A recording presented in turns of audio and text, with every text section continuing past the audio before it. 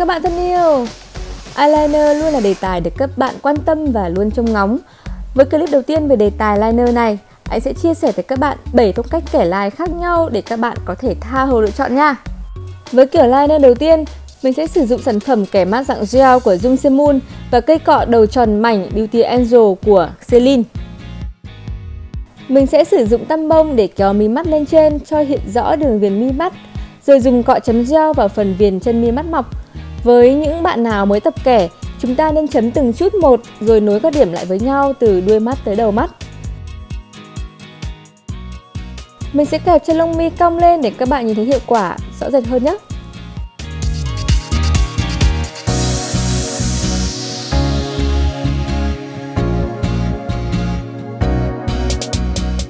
Khi mình nhìn lên, các bạn có thấy sự khác biệt giữa bên kẻ liner và bên không kẻ không? Đây là kiểu kẻ mắt cơ bản nhất và cũng là bước khởi đầu cho bất kỳ kiểu kẻ mắt nào.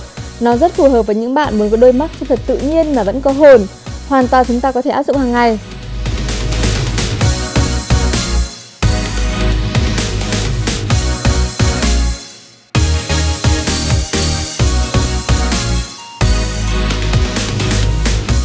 Tới kiểu kẻ mắt số 2, vẫn giữ nguyên đường liner kiểu 1.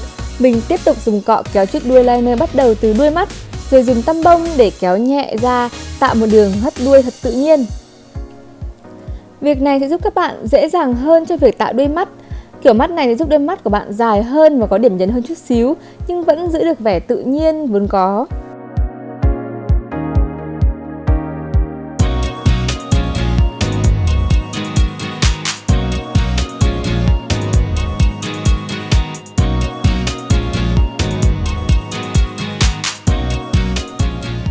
Với kiểu số 3, mình dùng cọ nhỏ và dẹt để chấm vào màu mắt nâu nhũ. Các bạn có thể thay thế bằng bất kỳ màu mắt đậm nào mà các bạn muốn. Mình tan màu mắt đó vào sát đường liner đã vẽ để tạo hiệu ứng mờ. Việc này sẽ giúp cho đôi mắt của bạn trở nên sâu hơn và hút hồn hơn.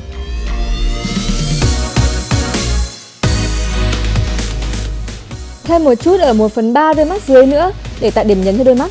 Với kiểu liner tan như thế này sẽ rất phù hợp với bạn nào có mắt nông, mắt mí nhỏ và mắt lồi.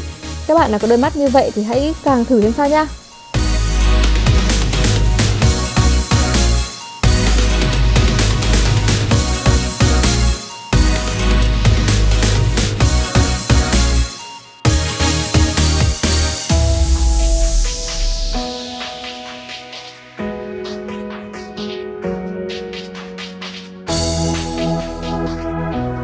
Giờ chúng ta sẽ tẩy trang một chút đuôi mắt và đường viền mắt dưới để tiếp tục với kiểu liner số 4.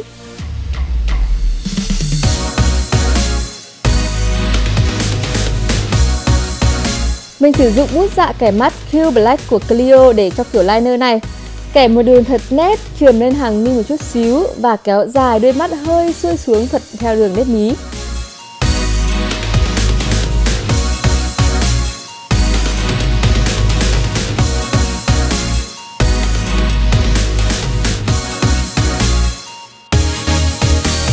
Sau đó mình vẽ khoảng 3 sợi mi giả ở phía dưới đuôi mắt, rồi chuốt mascara để mi giả đó được khớp với cả phần mi thật.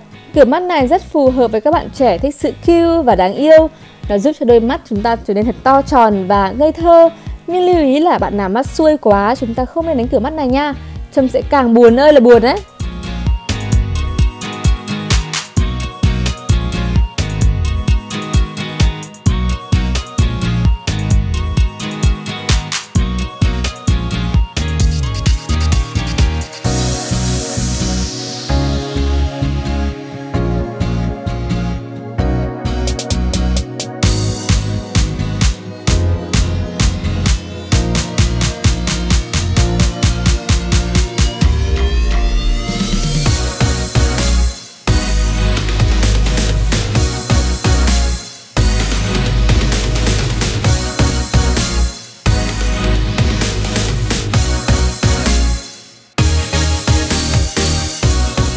Lại tẩy trang nữa các bạn ơi. Clip này thực hiện thực sự là rất là vất vả vì khoản lau chùi khá là phức tạp và phải cực kỳ cẩn thận.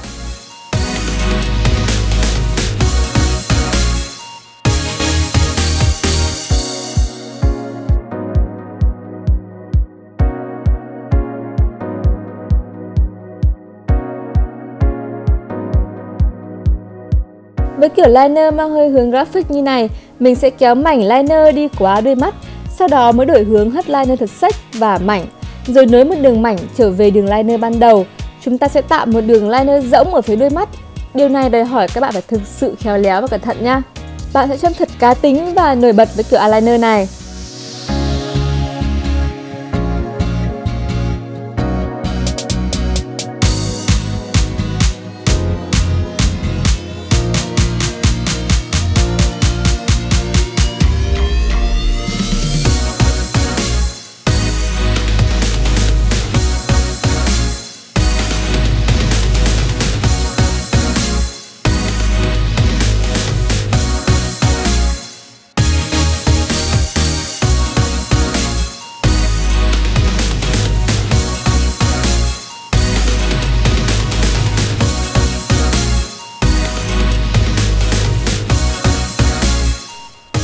Kiểu liner kế tiếp cũng tương tự như kiểu trước, nhưng khác một chút là chúng ta sẽ tô kín chứ không để rỗng nữa. Mình tạo đuôi mắt liner thật là xếch và dày, sau đó đổi hướng ở nếp mí. Với kiểu liner kiểu cat eye như này, trông bạn sẽ có một đôi mắt sexy và cổ điển, hơi hướng của thập niên 50.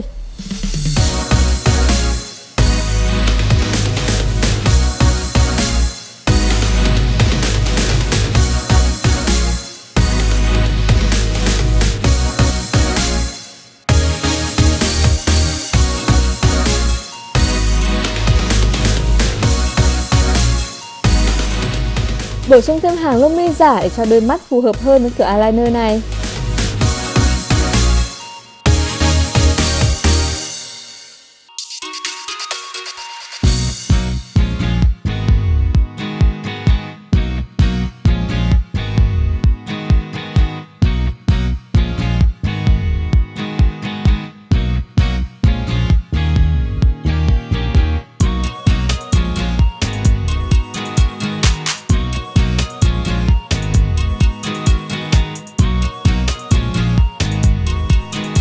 Và đây là kiểu mắt cuối cùng.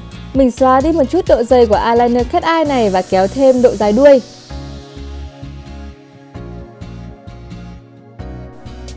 Sau đó sử dụng lại phấn phủ màu đậm để blend nhòe đuôi mắt và khéo léo tạo một đường mí giả liền từ đuôi eyeliner lên trùng khớp với nếp mí khi bờ mắt. Rồi sử dụng gel liner để đi lại đường đó cho sắc nét hơn. Bổ sung thêm một chút khuyết điểm để cho các đường liner thêm hoàn hảo. Đây là kiểu eyeliner mang đậm hơi hướng của những năm 1960 với điểm nhấn là đôi mắt nổi bật.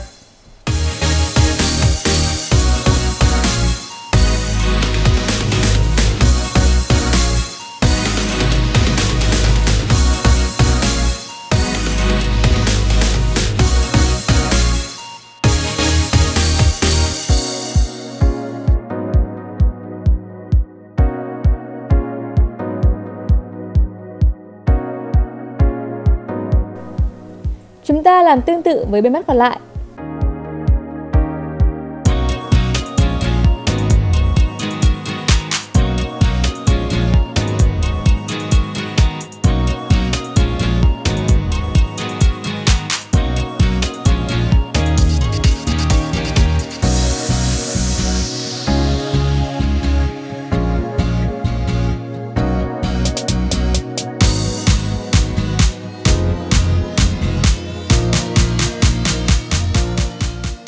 Vậy là mình đã hoàn thành.